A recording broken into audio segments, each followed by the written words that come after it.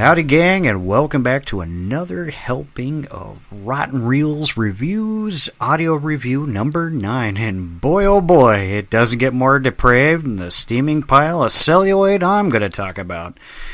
You know, while the better portion of Euro horrors can be thought-provoking, amazing in cinematography, I can honestly say there is absolutely no redeeming value from the film that I'm about to yammer on about. So, pack up your troubles, head into the wilderness, and of course, skinny dip in some of the most foul-looking lakes imaginable. This is Zombie Lake. How bad is this film? Well, first off, it is filmed in old school 35mm spherical or Eastman color, which can be Technicolor. Our picturesque pile of puppy poo opens with an attractive girl in a tied-off shirt and cutoffs as she strips down. Yeah. A minute 30, and we're already in a wide zoom of this girl in the buff. Clearly, we're in for a classy flick. So there's the disturbing, patented 70s softcore porn music, giving it a real lecherous ambiance. And one of our gruesome, ghouly Gestapo grabs the girl into the grotto. Sorry, I was having literal fun here.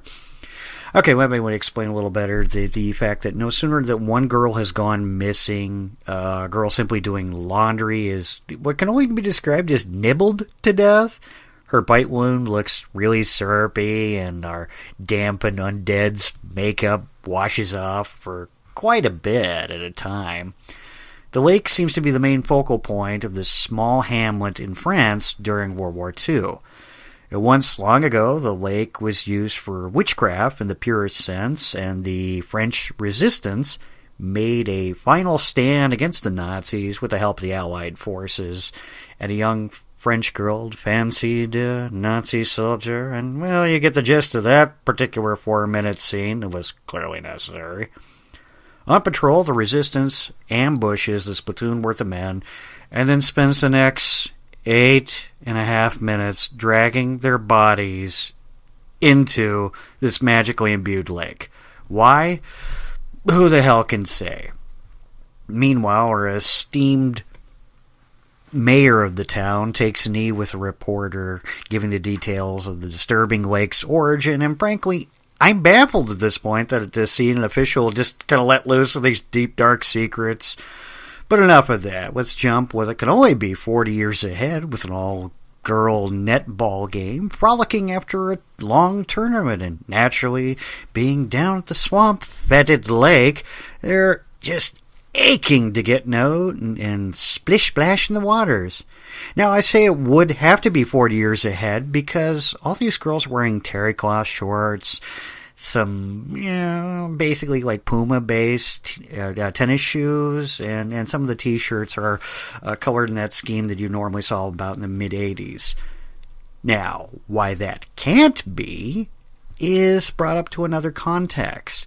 For example, apparently, because of this interaction with the Nazi soldier and young French girl, she apparently had a child, and this kid appears to be all of like 8 years old. So we have to suspend disbelief and assume this is actually the 50s, where terry cloth was commonly used in bathrobes. But hey, what the hell am I supposed to care, right? This is basically zombies and titties, or jugs and the undead. That would actually work better, girlies and ghoulies, something of that nature. But as we're all aware, the mere sound of water skylarking and merriment can attract underwater zombies like sharks to blood. Yeah. And I would also establish any lady listeners that I would like to take this opportunity to apologize for just how misogynistic this film is what I'm about to tell you will in fact make you ill.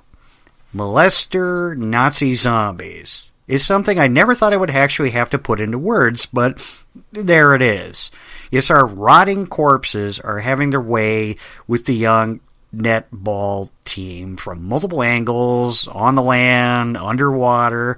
I mean, the only thing this film was really lacking at this point was the Debbie Does Dallas soundtrack and penetration shots. Now, the brainchild creator of this sleazy concept is writer-director Jesus Franco. Now, Jesus Franco is predominantly known for doing his fair share of skin flicks, from anything from softcore, hardcore, and, I shudder to even say this, horror erotica.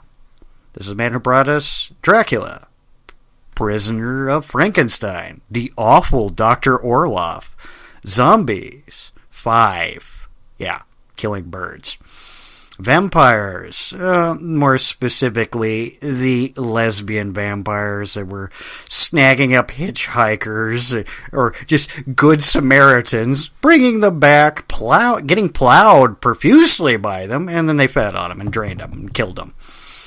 And then there was a lot of shower scenes. Dear God, there was like 9 shower scenes in this frickin' movie. But, I moved on. We're back to another crappy film.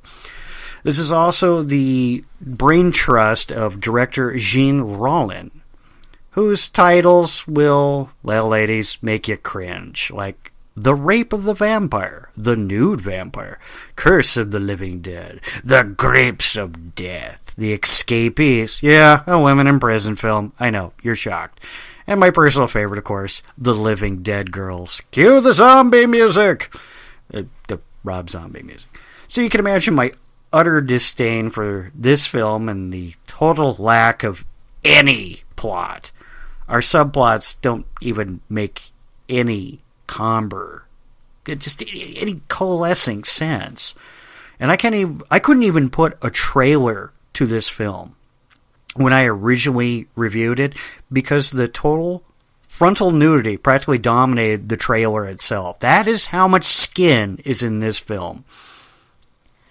I was fortunate to not be completely sober when reviewing that tripe. So I get the underwater shots? Okay, yeah. So I've covered just about everything. Again, if you have a better movie, that's gotta be easy enough, right? You want me something to review, TV, video game, movie? Hey, hit me in the comments. Hit me up on Facebook, Rotten Reelz Reviews. You can also catch me at Rotten Rambling On. Maybe we get Sean to sit in through one of these, co-host, chatting it up. Give me a shout. I'll talk with you later. Bye.